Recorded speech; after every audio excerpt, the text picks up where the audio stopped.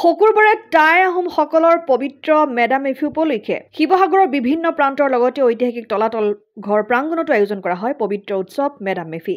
সাম্য মৈত্ৰীৰ প্ৰতীক চাওলুং চুকাফাকে প্ৰমুখ্য কৰি ৬০০ বছৰীয়া আহোম ৰাজতন্ত্ৰ সূৰ্য বীৰ্যৰে সমৃদ্ধ কৰি যোৱা পুণ্যাত্মাসকলৰ প্ৰতি শ্ৰদ্ধাঞ্জলি অৰ্পণ কৰাৰ লগতে টাই আহোমসকলৰ পৰম্পৰাগত মাংগলিক কাৰ্যসূচীৰে দিনজোৰাকৈ পালন কৰা হয় মেডাম মেফি। তলাতল ঘৰ প্ৰাংগণত নিৰ্মাণ কৰা টাই আহোমসকলৰ উপাসনা গৃহত পুৱাৰে পৰা পৰম্পৰাগত পূজা অৰ্চনা দেখিবলৈ পোৱা যায়। পুৰালুং আৰু বানফি পূজাৰে মেডাম মেফি উদযাপন কৰা হয়। কেন্দ্ৰীয় মেডাম মেফি উদযাপন সমিতিৰ উদ্যোগত আয়োজন কৰা এই মেডাম মেফিত পুৱা পতাকা উত্তোলনৰ পিছতে মৈদাম তৰ্পণ মলুকসকলৰ দ্বাৰা বানফি আৰু ফুৰালুং সমাপন কৰা হয়।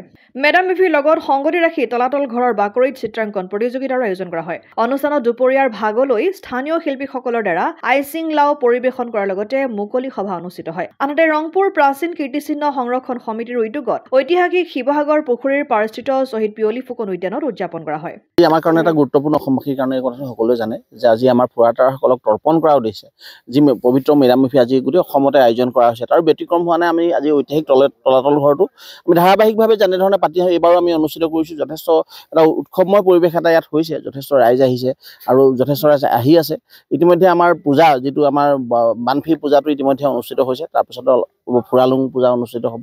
ইতিমধ্যে আমাৰ মুলুঙে কাম কাজখিনি আৰম্ভ কৰিছে। তাৰ উপৰিও আজি আমাৰ কেইবাটাও আকৰ্ষণীয় কাৰ্যসূচী আছে। আমাৰ পূজাৰ উপৰিও আমি এটা সমূহীয়া ভোজ প্ৰায় ২০০০ মানুহে যাতে ইয়াত অংশগ্ৰহণ কৰিব পাৰে, আহাৰ গ্ৰহণ কৰিব পাৰে তাৰ কাৰণে এটা ব্যৱস্থা কৰিছোঁ। শিৱসাগৰ জিলা ভিত্তিত এটা চিত্ৰাংকন প্ৰতিযোগিতা আছে। আমি শিৱসাগৰ সকলো যিসকলে আমাৰ ফুৰাতাৰ প্ৰতি শ্ৰদ্ধা আছে আমাৰ এই তৰ্পণ কাৰ্যসূচীত অংশগ্ৰহণ কৰিব খোজে শিৱসাগৰ সকলো শ্ৰদ্ধাৰ আৰু সকলো মানে জাতি ধৰ্ম বৰ্ণ বা সকলোকে আমি এই পবিত্ৰ তলাতল ঘৰলৈ আমি আমন্ত্ৰণ জনাইছোঁ। ধন্যবাদ। শিৱসাগৰৰ পৰা ছৈয়দ মুস্তাকুৰ ৰহমানৰ ৰিপৰ্ট, অসম আদিত্য।